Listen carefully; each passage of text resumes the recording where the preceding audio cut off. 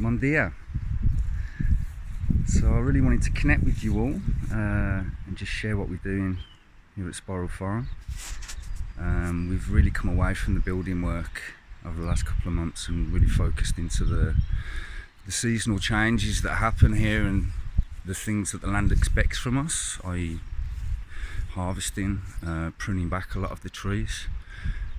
So I've literally spent most of the last couple of months working very, very closely with the trees. So is Shana and the children. So yeah, I'd love to show you what we got going on here at the moment. We're in the process of planting we've been planting the food forest since we got here really, but we're really concentrating our efforts into one space at the moment, whereas before we were scattering trees and regenerating the trees that were already here. So I'll walk you through. You can see what we've been doing over the last 3-4 weeks, and we're gravitating towards a lot of the subtropical trees that we find in our hugely medicinal. This variety is an Annonacea genus, Annonacea cherimoya. This is a custard apple, and we want to thank Alex from Mobus and Katie for bringing this fruit back into our sphere of attention when they came to visit us. And we fell in love with the fruit once again, and this is the fruit that we wake up with every morning. We have to buy it at the moment, but we are planting lots of trees. It is in the soursop family. If you're aware of the soursop family, it's an Annona. So soursop is Annona moricata. This is Annona cherimoya, also cherimoya, or custard apple. So this is one that we're planting a lot of at the moment. We should expect fruit in the next 2 to 3 years. As expected in the Algarve, there's lots and lots of citrus. This is a lemon that was basically dying, so we cut it right back and it's sprouted up. But we have had frost over the last week, so we had flushes of new growth over the last couple of weeks, and then the frost killed it off. But this tree is coming back. It is regenerating. It's looking a bit beat up at the moment, but it is coming back. Then we have the mighty Loquat, or in Portuguese it's a DOISPIRO. We also find this is hugely medicinal. We have a multitude of these trees. This is an ancient tree. It's probably 50-60 years old. The seeds hold the same qualities as apricot kernels, so you're getting B17 laetrile. And again, these trees are just sharing their values with us and unlocking themselves. The more that we're here on these lands, the more we're unlocking what the trees are doing and what the phytochemicals inside of the fruits are doing, the antioxidants are doing, what the seeds are doing for us. So it's just a treasure trove to be on these lands and keep discovering more and more fruit trees that we didn't know we had. And then we've got a huge mighty fig. Obviously fig full of antioxidants, lots of phytochemicals, and it's a beautiful specimen. It got split in two as a baby, as you can see, and then it didn't want to die, so it branched out, and this piece here lives and it flourishes in the spring. It looks dead now. Obviously figs lose their leaves during the autumn winter period, but it comes back. Again, another citrus. This is another lemon that was dying and we cut it back, and it is coming back beautifully. We give it some love and some treatments, lots of wood chip, natural fertilizers, and it is coming back. So we should get fruit in the next couple of years off of that. We've put an extensive amount of wood chip down under all the trees over the last couple of weeks. We've got vines. These are quite, well, these are ancient vines. We suspect that the Romans, or maybe the Moroccans, the Moors, established this farm. And the way that the Romans used to plant, they'd put the big fruiting trees and they'd put the vines next to them, so the vines would grow and wrap around the big trees, and then they would be able to harvest as they climb up the trees. and sometimes, well, especially with companion planting, they would plant a lot of the vines around the olives, and then you would harvest the olives and some variety of grapes at the same time. Loquat again, DOISPIRO. The Portuguese do like to plant these in fives, and as you can see, we've got quite a few of these quite mature trees growing together in unison. As a family, they like to be together in fives, and they seem to flourish. We put in some Physidium Catalanium Sabine, which is cattle guava. This is a red guava. It gives a little small guava, like a little cherry. It's delicious. And again, with unlocking what medicinal and therapeutic values these fruit trees have, and it's still a huge learning subject and experience for me to explore into these subtropical fruits that we're pushing the boundaries in what we can grow here again. And you know, some of these are known as huge in medicine. If you've heard of soursop, you know that it's said to have 1,000 times more effectivity in cancer management than chemotherapy. Also known as graviola. You know, you can get supplement form, but obviously you always want the fresh stuff. And if you want the leaves, generally for tea, the leaves are hugely medicinal.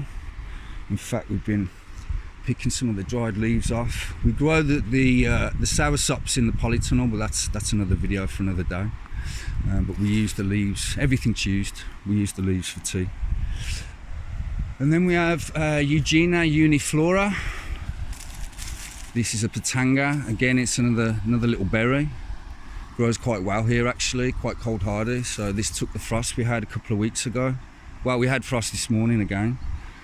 But yeah, we're seeing what we can grow and we're pushing it. But yeah, we're doing all right. We've not lost that many trees. Another fig that we uncovered. This was all completely overgrown, and we uncovered these two citruses that have sprouted up. We'll cut them back after they've finished fruiting. We cut back all the olives, obviously during harvest, which has allowed light through to this Loquat, DOISPIRO, which is now flourishing. There's lots of new growth. It was struggling beforehand. There wasn't much fruit on there, but now it's starting to fruit. This is one of our casualties. This is a tomato tree, Tamarillo, I think the Portuguese call it. It gives a fruit which looks like a tomato. I mean, tomato is in the fruit family, but it's quite sweet. A bit of a passion fruit tang to it. But yeah, they're quite good. But unfortunately, we did lose it due to the frost. But as you can see, we're planting legumes underneath anyway, and we'll replace this tree for something else. It's a bit more cold hardy. Again, lots of legumes. We've put tubing in all the way down to give us some water into the field down there. This is another variety of citrus, and this is a micro citrus Australasia, also known as caviar citrus.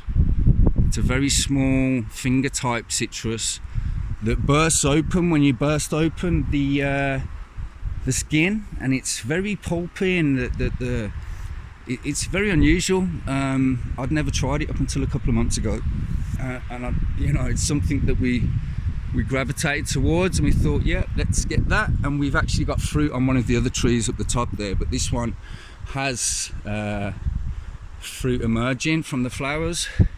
But again, a very, very beautiful and rare one to try. And obviously we'll unlock the medicinal value later on in that fruit, the more that we study it. Fennel's just gone into flower, it's dropped its seeds, so we're hoping that it will reseed itself this year. Well, it will.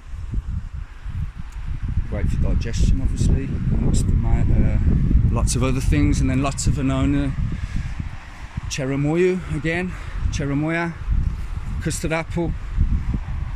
We have about 10 of those trees in now. This is a South African berry. It's actually poisonous. The foliage, the leaf, the stick, everything's poisonous to humans.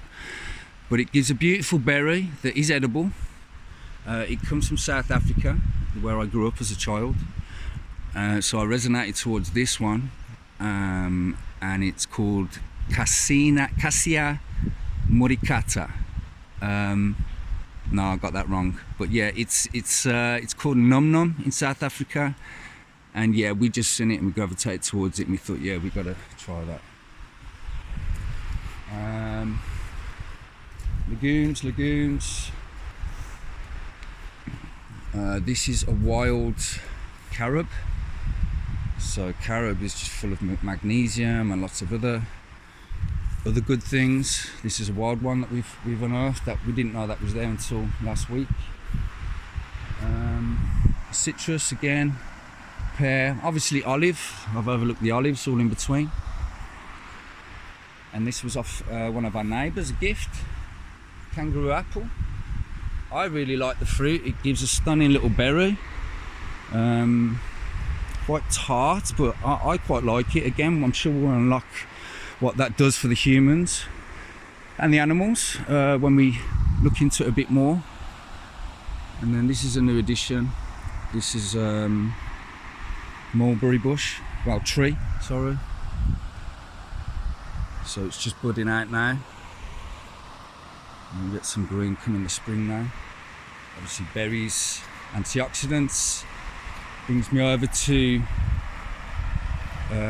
medicinal in Portuguese, which is blueberry.